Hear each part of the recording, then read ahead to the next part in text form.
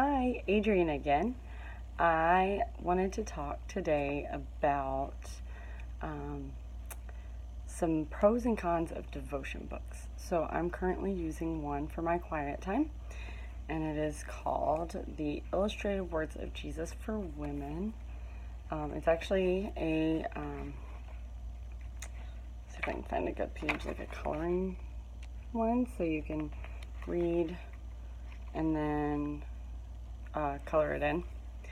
I enjoy that. I enjoy adult coloring books and things like that. So that one's fun for me. It was a gift from someone from my church.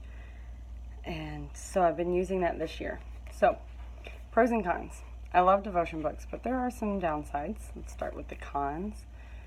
For one thing, it's very short. And many people use them simply to just read that and go. Whereas you really should dive in a little deeper each day.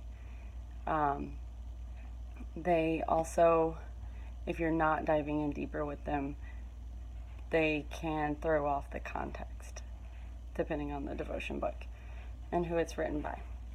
So there's only a couple of cons, really, just those. The pros, they're a good place to start.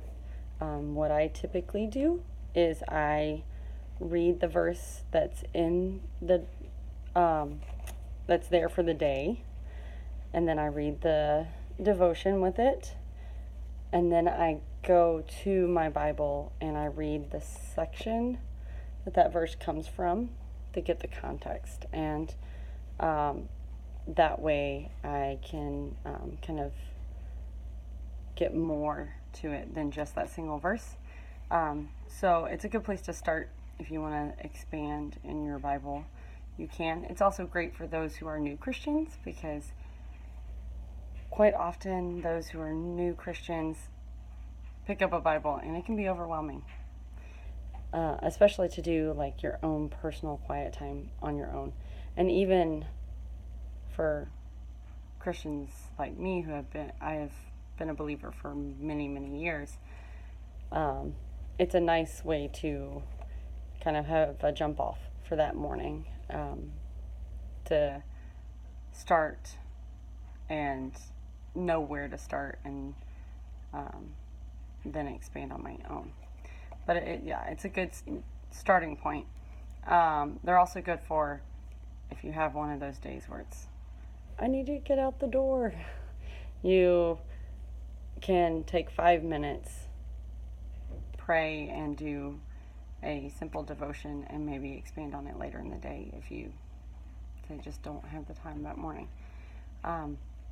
So that's the great thing. I love this one because it is a coloring one. It's specifically for women. They have many different kinds. I have done one that was written by Billy Graham, I believe. I can't remember if it was Billy Graham or Franklin Graham, but that was also a really good one that expanded a lot. My church actually did something really neat last year, where every quarter they gave us a like a spiral bound book, or we could take one. We didn't have to have it, but and each day had a passage and questions, devotion and questions that centered on a specific topic for that week. And that was really helpful, and I still have those. I may go back through them because I didn't use them as thoroughly as I would have liked. But they're a great tool. I definitely recommend devotion books, but I do also recommend that you do more than just read what's on the page for the day. Go to your Bible, read the section that the verse comes from to get an even better context, and use it as a jump off point. Please let me know in the comments any of your favorite devotion books, or any questions you may have about devotion books, and see you guys soon.